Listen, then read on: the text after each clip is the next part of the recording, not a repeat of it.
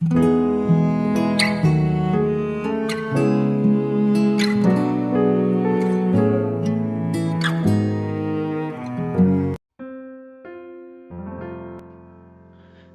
saudara yang dikasihi Tuhan Yesus dimanapun saudara berada.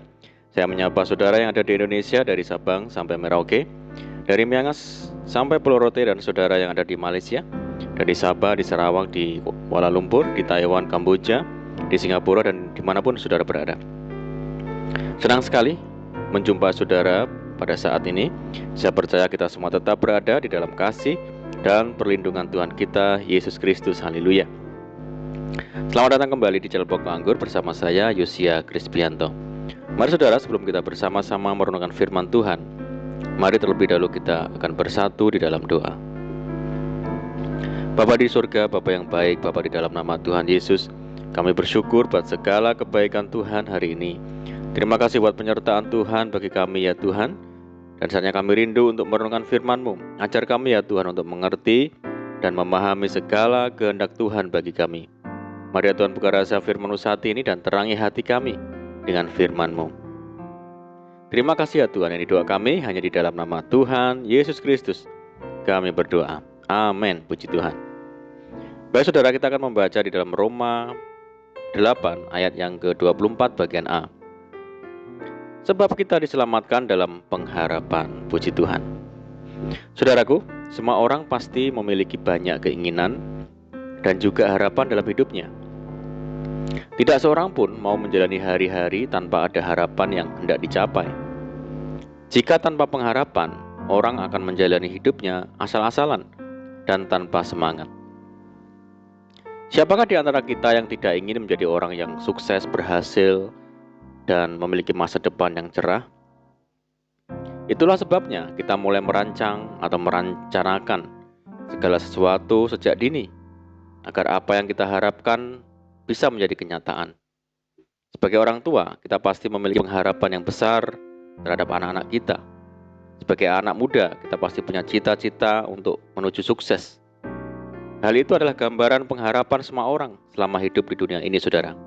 Padahal kita tahu bahwa kehidupan di dunia ini hanyalah sementara saja. Maka dari itu adalah bijak bagi kita sebagai orang percaya untuk tidak menggantungkan pengharapan kepada hal-hal yang sifatnya kelihatan. Karena tidak ada satu hal pun yang bisa kita harapkan dan andalkan di dunia ini, saudara. Firman Tuhan berkata, sebab bagaimana orang masih mengharapkan apa yang dilihatnya, tetapi jika kita mengharapkan apa yang tidak kita lihat, kita menantikannya dengan tekun. Lalu kepada siapa kita menaruh pengharapan itu? Yaitu hanya satu saja yang bisa menjadi pengharapan kita, yaitu pengharapan di dalam Yesus Kristus. Tuhan berkata, aku datang supaya mereka mempunyai hidup dan mempunyainya dalam segala kelimpahan.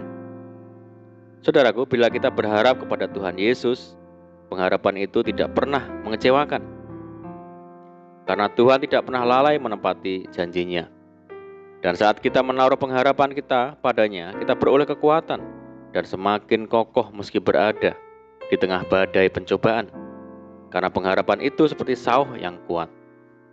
Saudara, sejak dari usia muda, Daud sudah belajar menaruh harapannya hanya kepada Tuhan. Daud sadar benar bahwa Tuhan adalah satu-satunya tempat sandaran dan pengharapan hidup, bukan yang lain. Daud berkata, kepadamulah aku bertopang mulai dari kandungan. Engkau telah mengeluarkan aku dari perut ibuku. Engkau yang selalu kupuji-puji. Daud menyadari bahwa manusia tidak selamanya muda dan perkasa.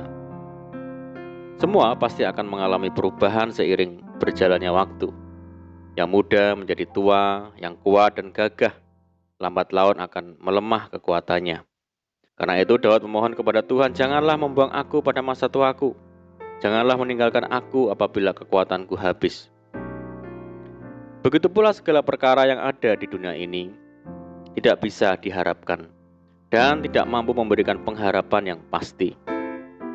Apalagi berharap kepada manusia termasuk keluarga, termasuk saudara, anak-anak, dan sebagainya. Kita akan mudah sekali kecewa, saudara. Firman Tuhan sudah memperingatkan manusia sama seperti angin. Hari-harinya seperti bayang-bayang yang lewat. Mari kita teladani sikap Daud yang hanya bergantung dan menaruh pengharapan hanya kepada Tuhan.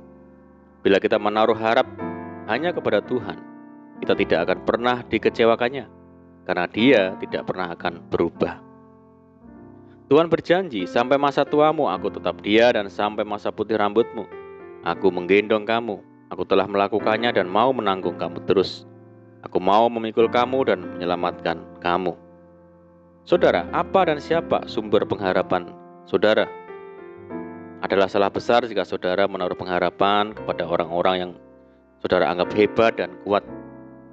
Jangan berharap kepada manusia, sebab ia tidak lebih daripada embusan nafas. Dan sebagai apakah ia dapat dianggap? Saudaraku, Tuhan adalah batu karang yang teguh. Dialah sumber pengharapan bagi kita orang percaya. Untuk itu mari kita hanya berharap kepada Tuhan saja, sebab Tuhan tidak pernah mengecewakan orang-orang yang berharap kepadanya. Amin. Puji Tuhan. Mari kita berdoa. Bapa di surga, Bapa yang baik, Bapa di dalam nama Tuhan Yesus, terima kasih buat firman-Mu. Ajar kami ya Tuhan untuk menggantungkan harapan kami hanya kepadamu, karena pengharapan kepada Tuhan tidak pernah mengecewakan.